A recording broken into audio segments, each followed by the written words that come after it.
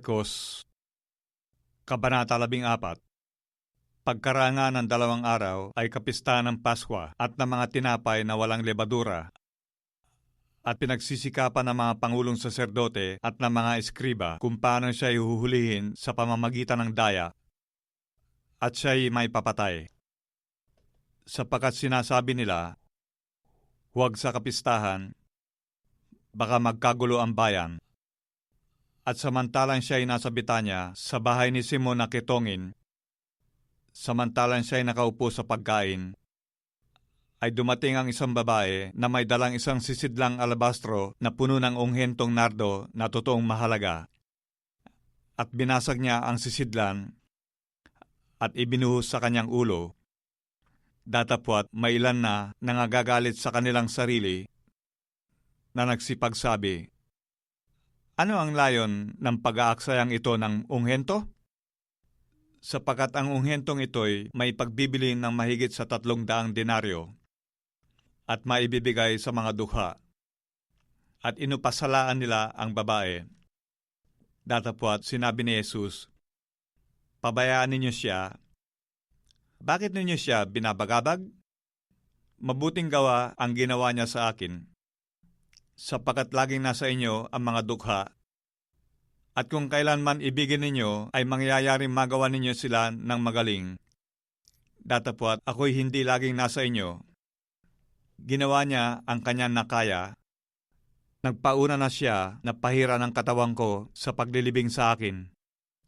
At katotohanan ang sinasabi ko sa inyo, saan man ipangaral ang ebanghelyo sa buong sanglibutan, ay sasaysayin din ang ginawa ng babaeng ito sa pag-aalala sa kanya. At si Judas Iscariote, na isa sa 12, ay naparoon sa pangulong saserdote upang maipagkanulo niya sa kanila. At sila, pagkarinig nila nito, ay nangatuwa at nagsipangakong siya'y bibigyan ng salapi. At pinagsikapan niya kung paano siya ay kanyang may pagkakanulo sa kapanahunan. At ng unang araw ng mga tinapay na walang lebadura, nang kanilang inihain ang kordero ng Paskwa, ay sinabi sa kanya, ng kanyang mga alagad, saan mo ibig kaming magsiparoon at ipaghanda ka upang makakain ng kordero ng Paskwa? At sinugo ang 2 sa kanyang mga alagad, at sa kanila'y sinabi, magsiparoon kayo sa bayan, at dooy masasalubong ninyo ang isang lalaki na may dalang isang bagang tubig. Sundan ninyo siya, at saan man siya pumasok, ay sabihin ninyo sa puno ng sambahayan, sinasabi ng guro, saan naroon ang aking tuluyan, na makakanan ko ng kordero ng Paskwa na kasalo ng aking mga alagad? At ituturo niya sa inyo ang isang malaking silid sa itaas na nagagayakan at handa na. At ipaghanda ninyo roon tayo. At nagsiyaon ang mga alagad at nagsipasok sa bayan. At nasumpuhan ang ayon sa sinabi niya sa kanila. At inihanda nila ang kordero ng Paskwa. At nang gumabi na ay naparoon siyang kasama ang 12.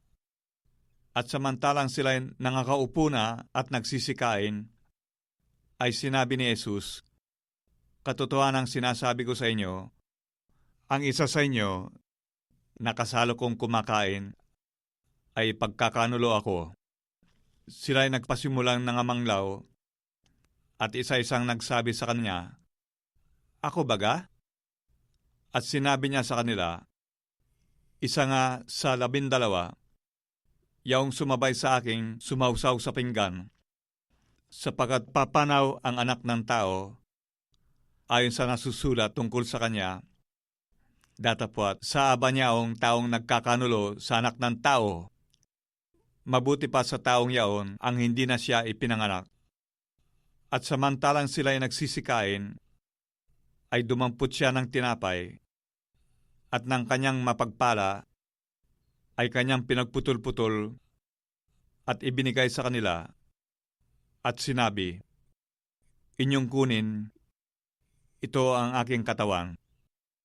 At siya'y dumampot ng isang saro at nang siya'y makapagpasalamat ay ibinigay niya sa kanila, at do'y nagsiinom silang lahat. At sinabi niya sa kanila, "Ito'y ang aking dugo ng tipan na nabubuhos dahil sa marami. Katotohanang sinasabi ko sa inyo na hindi na ako iinom ng bunga ng ubas hanggang sa araw na yaon na inumin kong panibago sa kaharian ng Diyos."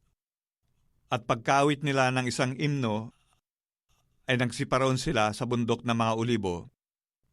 At sinabi sa kanila ni Jesus, "Kayong lahat ay mga titisod, sapagkat nasusulat, sasaktan ko ang pastor at mangangalat ang mga tupa. Gayunmay, pagkapagbangon ko, ay mauuna ako sa inyo sa Galilea." Datapwat, sinabi sa kanya ni Pedro, "Bagamat mga titisod ang lahat, ngunit ako'y hindi." At sinabi sa kanya ni Jesus, "Katotohanang sinasabi ko sa iyo, na ngayon, sa gabi ring ito, bago tumilawok ang manok ng makalawa, ay ikakaila mo ako maikatlo." Datapwat, lalo nang nagmatigas siya na sinabi, "Kahimat kailangang mamatay akong kasama mo, ay hindi kita ikakaila." At sinabi rin naman ng lahat ang gayon din. At nagsirating sila sa isang dako na tinatawag na Getsemani.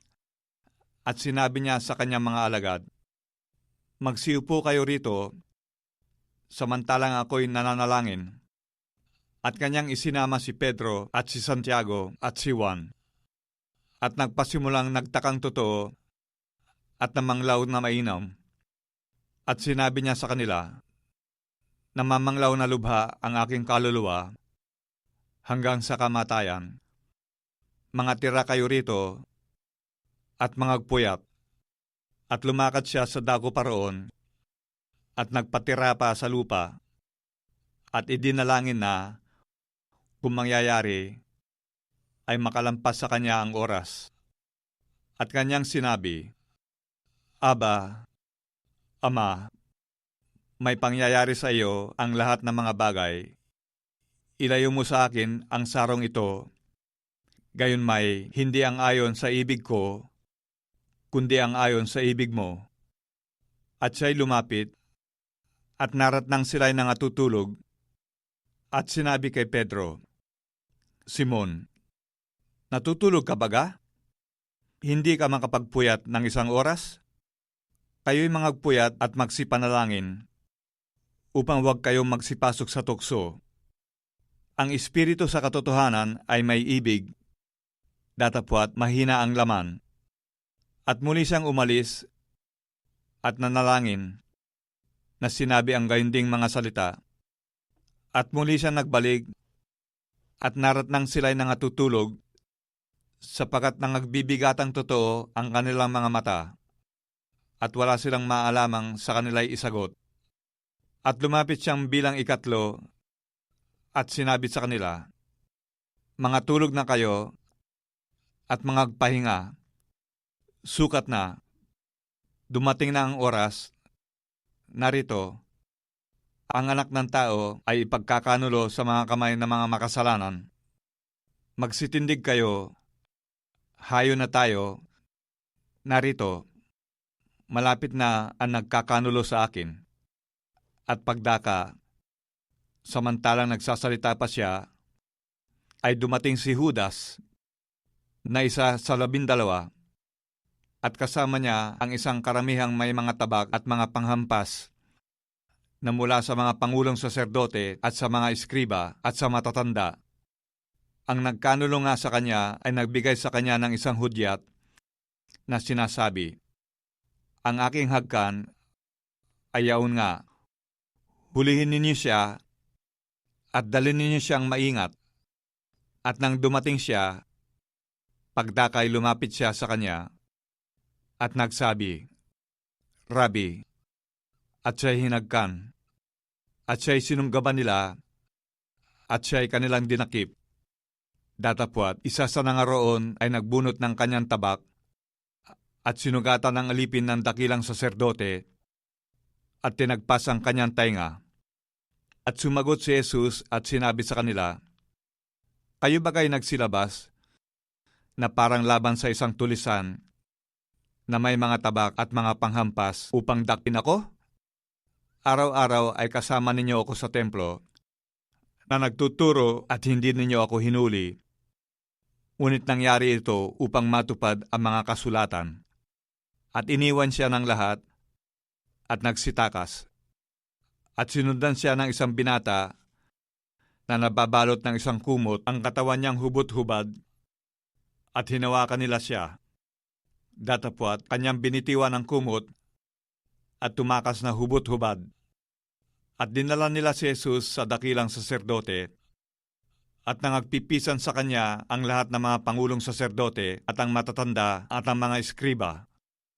At si Pedro ay sumunod sa kanya sa malayo, hanggang sa loob ng looban ng dakilang saserdote, at nakiumpok siya sa mga punong kawal, at nagpapainit sa ningas ng apoy. Ang mga pangulong saserdote nga at ang buong Sanhedrin ay nagsisihanap ng patotoo laban kay Jesus upang siya ipapatay. At hindi na nga sumpungan, sapagkat marami ang nagsisaksi ng kasinungalingan laban sa kanya, at ang kanilang mga patotoo ay hindi na nga katugma, at nagsipagtindig ang ilan, at nagsisaksi ng kasinungalingan laban sa kanya, na sinasabi, "Narinig naming sinabi niya, aking igigiba ang templong ito na gawa ng mga kamay. At sa loob ng 3 araw ay itatayo ko ang ibang hindi gawa ng mga kamay." At kahit sa papagayon man ay hindi rin nangagkatugma ang patotoo nila. At nagtindig sa gitna ang dakilang saserdote at tinanong si Jesus na sinabi, "Hindi ka sumasagot ng anuman? Ano ang sinasaksihan ng mga ito laban sa iyo?" Datapwat siya'y hindi umiimik at walang isinagot. Tinanong siya muli ng dakilang saserdote at sinabi sa kanya, "Ikaw baga ang Kristo, ang anak ng mapalad?" At sinabi ni Jesus, "Ako nga, at makikita ninyo ang anak ng tao na nakaupo sa kanan ng makapangyarihan at pumaparito na nasa mga alapaap ng langit." At hinapak ng dakilang saserdote ang kanyang mga damit at nagsabi, "Ano pang kinakailangan natin ng mga saksi? Narinig ninyo ang kapusungan. Ano sa akala ninyo?" At hinatulan nilang lahat na siya'y dapat mamatay. At pinasimulang luraan siya ng ilan at tinakpan ang kanyang mukha. At siya'y pinagsusuntok at sa kanya'y kanilang sinasabi, "Hulaan mo." At siya'y pinagsusuntok ng mga punong kawal. At samantalang nasa ibaba si Pedro, sa looban, ay lumapit ang isa sa mga alilang babae ng dakilang saserdote. At pagkakita niya kay Pedro na nagpapainit, ay tinitigan niya siya. At sinabi, "Ikaw man ay kasama rin ng Nazareno na si Jesus." Datapwat siya'y kumaila na sinasabi, "Hindi ko nalalaman, ni nauunawa man ang sinasabi mo." At lumabas siya sa portiko at tumilawok ang manok. At nakita siya ng alilang babae at nagpasimula magsabing muli sa nangaroroon, "Ito ay isa sa kanila." Datapwat muling ikinaila niya at hindi nalaon. At ang nangaroon ay nangagsabing muli kay Pedro, "Sa katotohanan ikaw ay isa sa kanila, sapagkat ikaw ay Galileo." Datapwat siya'y nagpasimulang manunggayaw at nanumpa, "Hindi ko nakikilala ang taong ito na inyong sinasabi." At pagdaka, biglang pangalaway tumilawok ang manok. At naalaala ni Pedro ang salitang sinabi ni Jesus sa kanya, "Bago tumilawok ang manok na makalawa, ay ikakaila mo kong maikatlo." At nang maisip niya ito, ay tumangi siya.